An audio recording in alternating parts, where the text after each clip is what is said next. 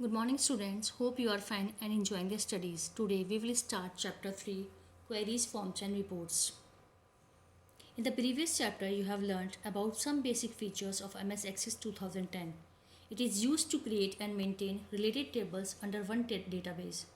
However, in MS Access, you can create queries which are used to display selected data from a single table or more than one tables. You can also present data entered in a more understandable form as well as create reports. These are the key concepts which we are going to cover in this part. Queries, select query, parameter query and sort query. Queries. A query is a request for obtaining desired result from the database.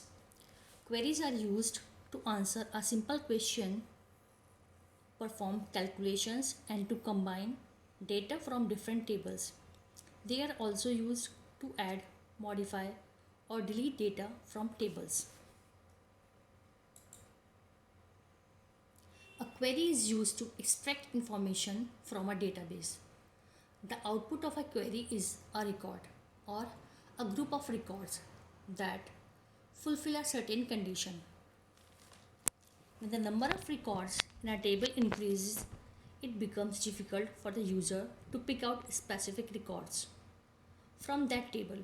With a query, you can apply a filter to the table's data so that you can only view the information you want. Using a query, you can answer specific questions about your data that would be difficult to answer by simply looking at the table. For example, in the previous chapter, while seeing the students table, the questions that can come to your mind are how many students have chosen karate as martial arts activity or which students are interested in football. Queries are used to find answer to such questions. MS Access provides 7 types of queries. These are select query, action query, sort query or advanced filter, totals or summary query, parameter query, cross tab query, auto lookup query.